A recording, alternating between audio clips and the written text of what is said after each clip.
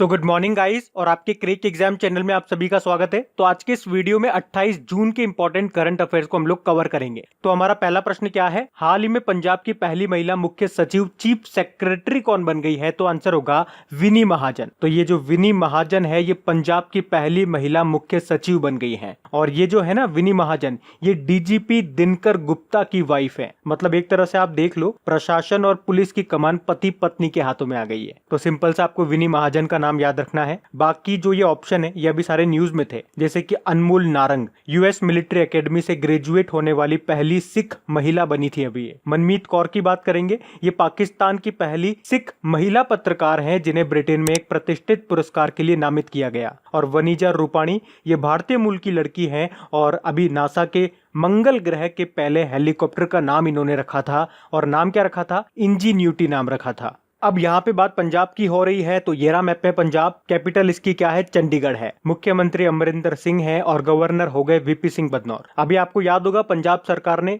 Goa Punjab application को launch किया था। उसके अलावा अभी पंजाब सरकार ने सरकारी कर्मचारियों की जो रिटायरमेंट एज है उसको भी घटा दिया। पहले 60 ईयर थी, उसे घटा करके 58 ईयर कर दिया। और इसी से लिंक करके एक और पॉइंट याद रखो, अभी तमिलनाडु सरकार ने रिटायरमेंट एज को बढ़ा दिया, 58 ईयर से 59 ईयर कर दिया। तो तमिलनाडु ने तो बढ़ाया है, पंजाब ने घटाया है। उसके अलावा अभी आईआईटी रोपड़ ने वार्ड बोट नाम से एक रोबोट भी बनाया था। और याद रखना Kapurthala Punjab rail coach factory में लो कॉस्ट वेंटिलेटर भी तैयार किए जा रहे हैं। उनके नाम क्या है? उस वेंटिलेटर का नाम है जीवन, जीवन नाम रखा है उसका। उसके अलावा याद रखना कोविड-19 के समय सबसे पहले कर्फ्यू लगाने वाला राज्य भी आपका पंजाब ही बना था।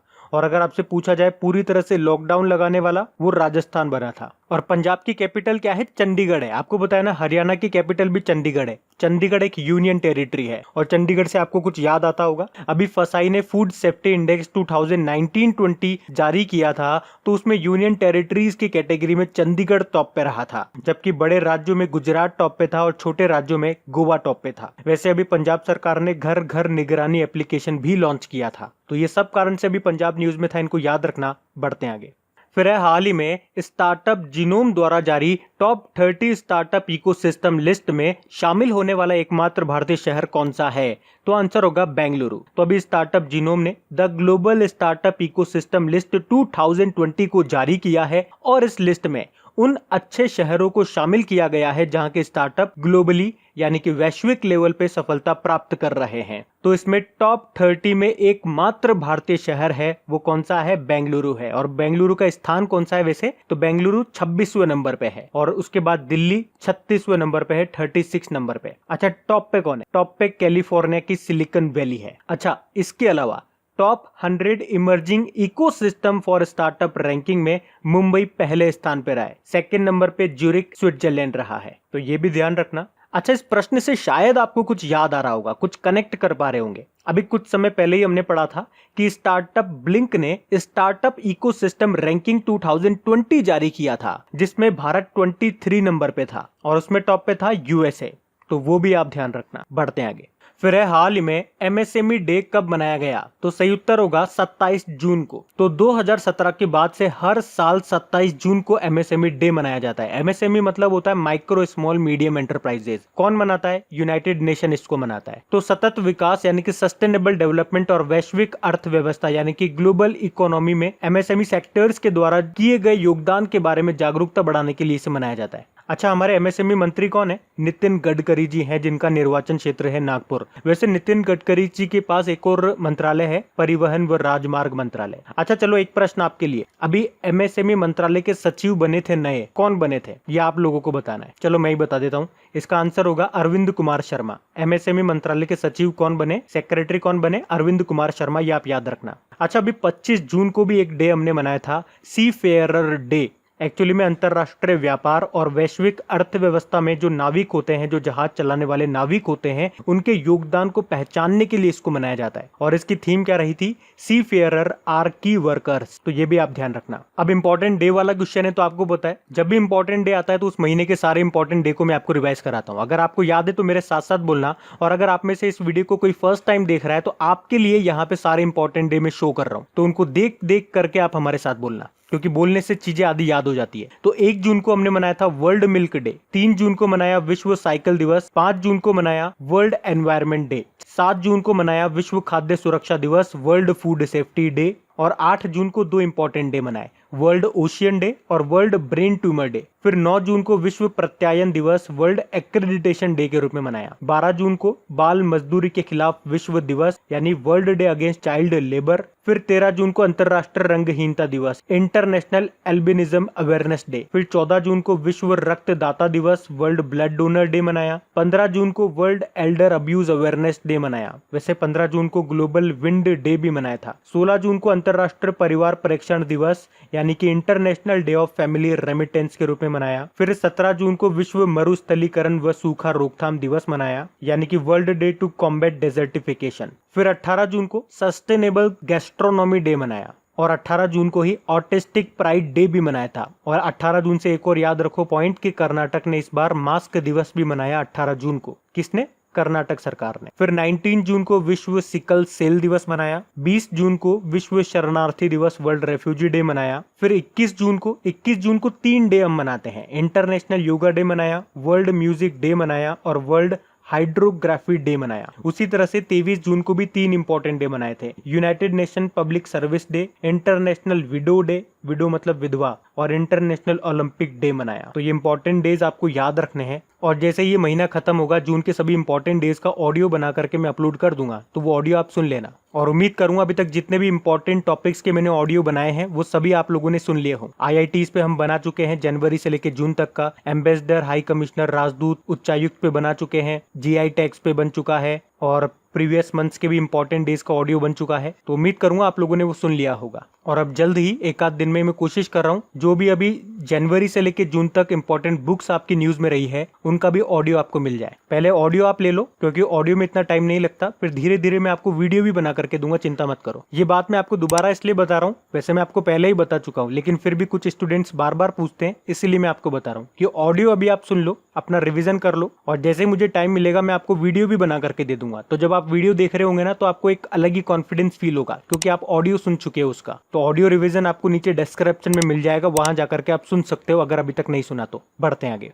फिर है, हाल ही में नासा ने अपने मुख्यालय का नाम किनके नाम पर रखने की घोषणा की है? तो आंसर होगा मैरी डब्ल्यू जैक्सन। तो अभी नासा ने वॉशिंगटन DC में जो इसका हेडक्वार्टर है उसका नाम मैरी डब्ल्यू जैक्सन के नाम पर रखने की घोषणा की है। अब ये कौन है? तो ये नासा की पहली अफ्रीकी अमेरिकी महिला इंजीनियर है। अच्छा, नासा के नाम बदलने से आपको कुछ याद आ गया होगा, ये जो नैन्सी ग्रेस रोमन है, इन्हीं के नाम पे नासा ने अपने नए टेलीस्कोप का नाम रखा है। और क्या नाम है इसके नए टेलीस्कोप का? W1। इसके अलावा केथी सुलेवान, ये भी इंपॉर्टेंट नाम है, अभी कुछ दिन पहले ही पढ़ा था, पृथ्वी के सबसे गहरे हिस्से तक पहुंचने वाली पहली महिला बनी है अभी ये। और केथी लाइडर्स की बात करेंगे तो नासा के मानव अंतरिक्ष उड़ान मिशन यानी कि ह्यूमन स्पेस फ्लाइट मिशन की पहली महिला प्रमुख बनी है ये। अच्छा, पहली महिला की बात चली है तो मैं आपको एक और नाम बताऊंगा, कल ही पढ़ा है हम लोगों ने, इंपॉर्टेंट नाम है क्लेयर कोनोर। क्लेयर कोनोर मेरिलबॉर्न क्रिकेट क्लब की अध्यक्ष बनने वाली पहली महिला होंगी ये नाम इंपॉर्टेंट एग्जाम में आएगा। बाकी नासा की बात करेंगे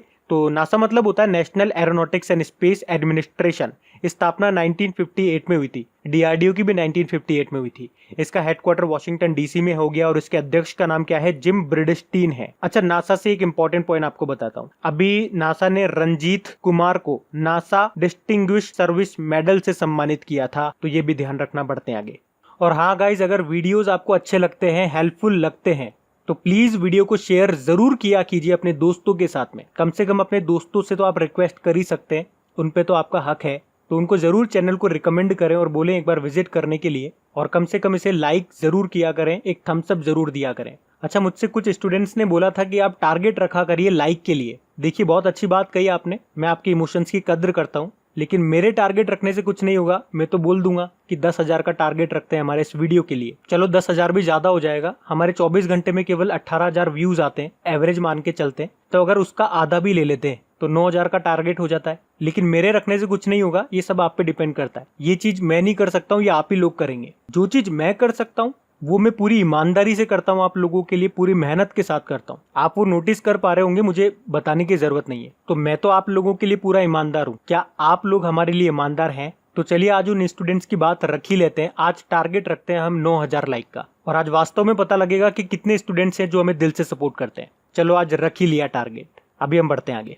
फिर है, हाल ही में किस राज्य की सरकार ने महापरवाना योजना को शुरू किया है? तो आंसर होगा महाराष्ट्र सरकार ने। तो अभी महाराष्ट्र की सरकार ने राज्य में उद्योगों को आकर्षित करने के लिए ये महापरवाना योजना को शुरू किया है। अब इसमें होगा क्या? जैसे आप 50 करोड़ या उससे ज्यादा का निवेश करना चाहते हैं महाराष्ट्र में, वहां पे कोई कंपनी लगाना चाहते हैं, कोई इंडस्ट्री खोलना चाहते हैं, तो आपको आश्वासन पत्र के साथ कई डिपार्टमेंट से आपको जो परमिशन लेनी होती है ना, उसमें छूट मिलेगी। उसके अलावा बाकी विभागों से 30 दिन के अंदर अंदर आप परमिशन भी मिल जाएगी कि आप यहाँ पे कंपनी खोल सकते हैं, इंडस्ट्री डाल सकते हैं। तो बेसिकली इस योजना का उद्देश्य यही है कि ज्यादा से ज्यादा लोग महाराष्ट्र में इन्वेस्ट करें। अच्छा, बात महाराष्ट्र की है तो ये रहा मैप में महाराष्ट्र। कैपिटल इसकी मुंबई है। मुंबई से आपको याद होगा आईआईटी मुंबई। आईआईटी मुंबई अभी क्यों न्यूज में था? एक तो इसने क्वारंटाइन एप्लीकेशन को लॉन्च किया था, उसके अलावा एक डिजिटल स्टेथोस्कोप जिसका नाम है आयुसिंक, उसको भी बनाया था। और कल ही हम लोगों ने पढ़ा है महाराष्ट्र के नए चीफ सेक्रेटरी कौन बने हैं? संजीव कुमार बने हैं। और 2021 के पुरुषों का जो नेशनल हॉकी चैंपियनशिप होगा ये भी महाराष्ट्र में होगा पुरुषों का। और अभी महाराष्ट्र सरकार ने ही मिशन 0 भी शुरू किया था कोविड-19 का मुकाबला करने के लिए। अभी यहीं पे मी अन्नपूर्णा पहल भी शुरू की गई थी। और महाराष्ट्र के पुणे में आईसीयू बेड और वेंटिलेटर की जानकारी के लिए एयर वेंटी एप्लीकेशन को भी लॉन्च किया गया था। और एप्लीकेशन की बात है तो एक और नाम याद रखना, आई फ्लोज। मुंबई में बाढ़ की चेतावनी के लिए एक सिस्टम लॉन्च किया गया था जिसका नाम है आई फ्लोज। और अभी महाराष्ट्र सरकार ने ही गुलाब बाई सेगम नेरकर को, जो कि एक लोक कलाकार हैं, इनको Vithabai lifetime achievement award से सम्मानित किया था। इनके अलावा मधुवंती दांडेकर को, जो कि एक थिएटर आर्टिस्ट हैं, इनको अन्ना साहेब किर्लोस्कर पुरस्कार से सम्मानित किया था। अच्छा, महाराष्ट्र से और क्या याद रख सकते हो? जैसे कि अभी महाराष्ट्र सरकार ने ई संजीवनी ओपीडी ऑनलाइन सर्विस शुरू की थी। उसके अलावा मुफ्त स्वास्थ्य बीमा प्रदान करने वाला पहला राज्य बना है महाराष्ट्र। और अभी मर्सर ने जो कॉस्ट ऑफ लिविंग सर्वे 2020 जारी किया था, उसमें भारत में सबसे महंगा शहर था मुंबई,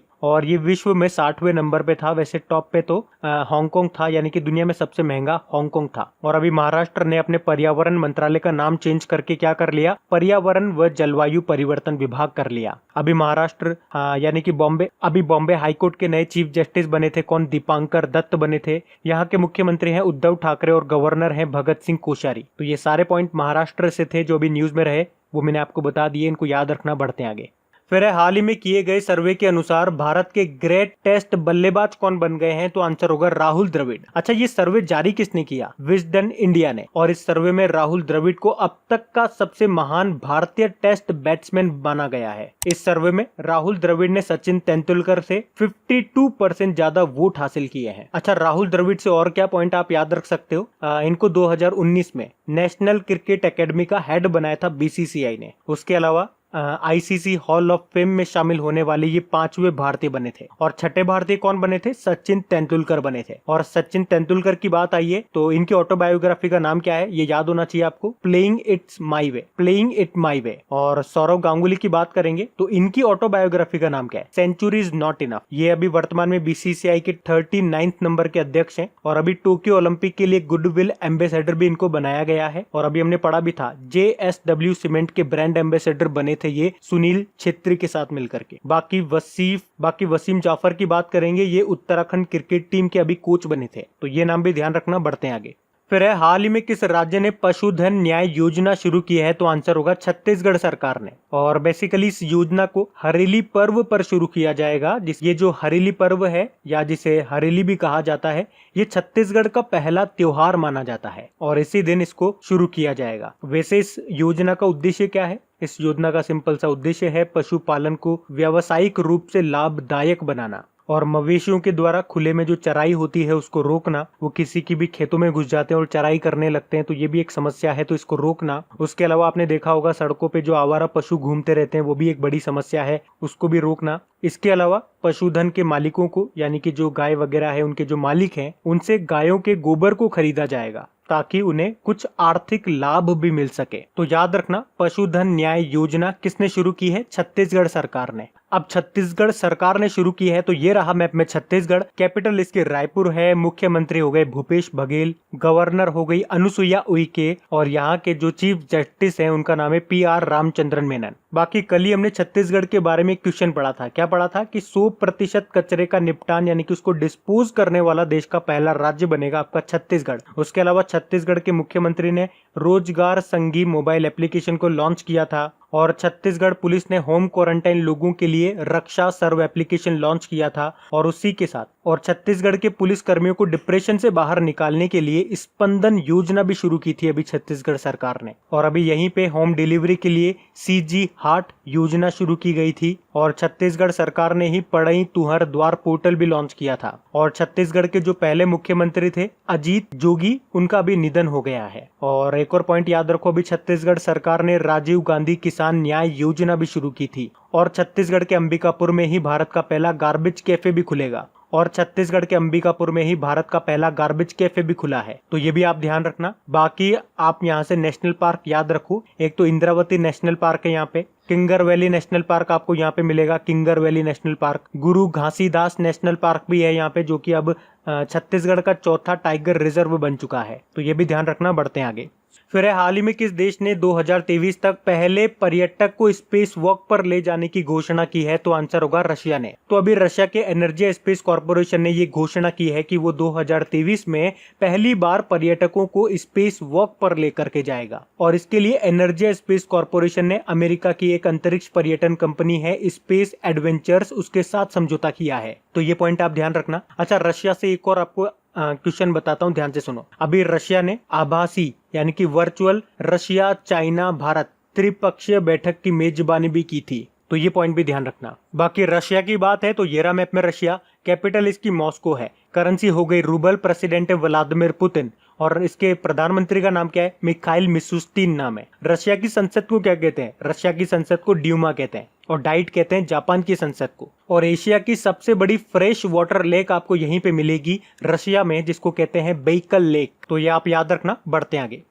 फिर है, हाल ही में किस अंतरराष्ट्रीय खेल संगठन ने एक online tool road to Tokyo launch किया है? तो आंसर होगा वर्ल्ड एथलेटिक्स ने। तो अभी वर्ल्ड एथलेटिक्स ने अगले साल जो ओलंपिक गेम्स होने वाले हैं उसके लिए योग्यता प्रक्रिया को ट्रैक करने के लिए, मतलब क्वालिफिकेशन प्रोसेस को ट्रैक करने के लिए एक online tool road to Tokyo launch किया है। आपको पता है टोक्यो ओलंपिक जो इस साल होने वाले थे, लेकिन कोविड-19 के कारण उन्हें स्थगित करना पड़ा। अब वो 2021 में जाकर के होंगे, अगस्त में होंगे वो। अच्छा, बात यहाँ पे वर्ल्ड एथलेटिक्स की है तो 2-3 पॉइंट याद रखो। एक तो इसका हेडक्वार्टर कहाँ पर है? मोनाको में है। और इसके प्रेसिडेंट कौन है? सेबेस्टियन कोई है। वैसे आपको याद होगा ये वर्ल्ड एथलेटिक्स इसका नाम नहीं था, पहले इसका नाम था IAAF, international amateur athletics federation. अभी कुछ समय पहले इसका नाम चेंज हो गया। नाम चेंज होकर के क्या हो गया? वर्ल्ड एथलेटिक्स हो गया। बढ़ते हैं आगे।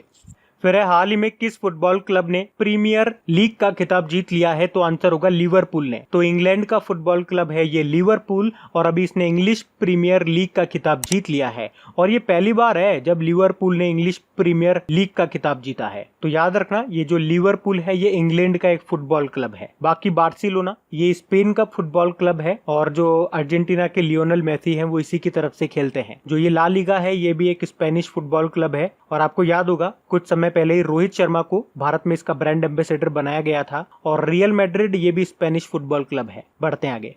फिर है, हाल ही में कोविड-19 महामारी के बीच किस अंतरराष्ट्रीय संगठन ने गरीबी उन्मूलन के लिए गठबंधन को लॉन्च किया है? तो आंसर होगा यूनाइटेड नेशन ने। तो अभी संयुक्त राष्ट्र ने गरीबी उन्मूलन के लिए गठबंधन लॉन्च किया है, और हाल ही में भारत भी इस गठबंधन का संस्थापक सदस्य बन गया है। तो अभी संयुक्त राष्ट्र महासभा के 74वें सेशन के जो अध्यक्ष हैं तिजानी मोहम्मद बांदे, उन्होंने इस गठबंधन की घोषणा की है। तो इसका मुख्य उद्देश्य है कोविड-19 महामारी के प्रभावों के बाद ग्लोबल इकोनॉमी को बढ़ावा देने के लिए सदस्य देशों को एक प्लेटफॉर्म, एक मंच प्रदान करना। अब बात यूनाइटेड नेशन की है तो इसके बारे में जान लो। देखो, इसकी स्थापना हुई थी 24 अक्टूबर 1945 को, और यही कारण है हम हर साल 24 अक्टूबर को यूनाइटेड नेशन डे के रूप में मनाते हैं। अच्छा, वैसे 24 अक्टूबर को और कौन कौन से डे हम मनाते हैं? एक तो नेशनल फूड डे मनाते हैं, एक वर्ल्ड पोलियो डे भी मनाते हैं 24 अक्टूबर को, तो ये भी याद रखना। इसका हेडक्वार्टर आपका न्यूयॉर्क में है और इसके सेक्रेटरी जनरल हैं एंटोनियो गुतेरेस। ये पुर्तगाल से हैं और पुर्तगाल की जो कैपिटल है वो है लिस्बन। अच्छा, यूनाइटेड नेशन से 2-3 इंपॉर्टेंट पॉइंट बताता हूँ जो आपके एग्जाम में आएंगे।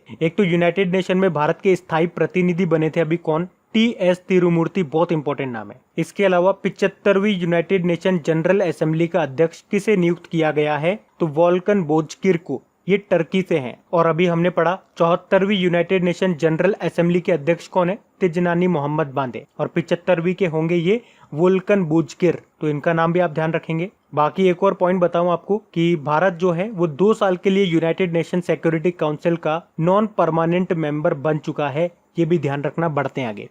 फिर हाल ही में किसने मोबाइल एप्लीकेशन नेवी लैंडिंग को लॉन्च किया है? तो आंसर होगा सचिन बंसल ने। कौन है सचिन बंसल? ये फ्लिपकार्ट के सह संस्थापक हैं सचिन बंसल, और इनकी एक फाइनेंशियल सर्विसेज स्टार्टअप कंपनी है नेवी, और उसी ने मध्यम आय वर्ग के उपभोक्ताओं के लिए, यूजर्स के लिए पर्सनल लोन देने के लिए एक नेवी लैंडिंग नाम से मोबाइल एप्लीकेशन को लॉन्च किया है।